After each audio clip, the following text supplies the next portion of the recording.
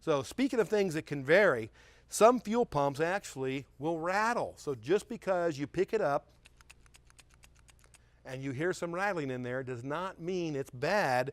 It could be just the way it's made, and that's the case of this pump right here. Now, some things that shouldn't be rattling are the little things off of the turbine that moves the fuel. So sometimes bits of gravel or little tiny pebbles can get inside the fuel pumps. Where's this stuff come from? Well, around the filler neck, where we get dirt and grime from the road, things that are flying around, the same crap that falls in your eyes when you work underneath the chassis of a vehicle, that gets in the filler neck area. You take the cap off, some of that stuff can get down in the tank.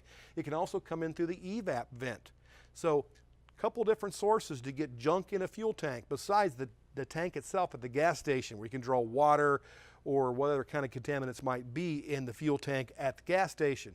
So something hard enough to break some of those little plastic tines off that turbine can go spinning around and then get lodged in the fuel pump sections, and depending on if it's in the input section or the output section, can cause either low current and low pressure or high current and low pressure.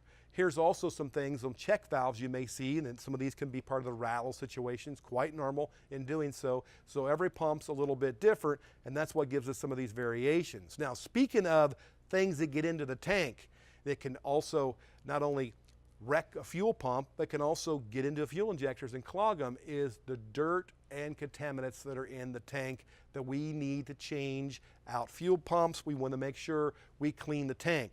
So Delphi has a part number FC01 that you're going to want to look into and make sure you get some for the next fuel pump job that you do.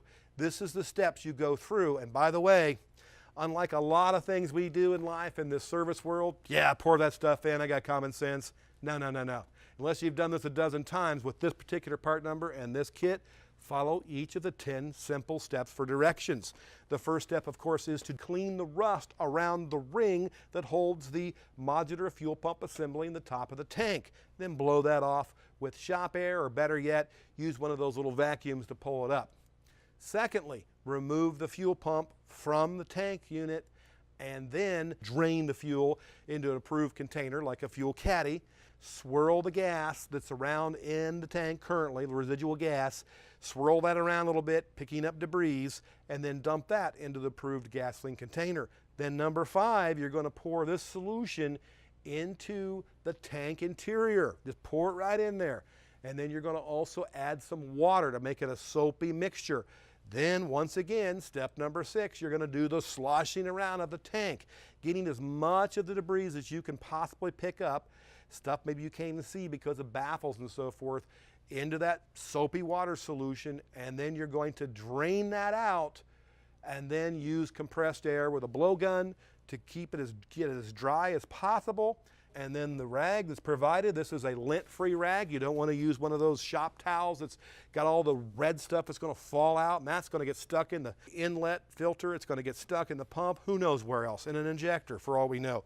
And then finally, a little bit of time, about 30 minutes out in the sun if possible, to let the interior of that tank completely dry out of any residual water, and now you're good to go.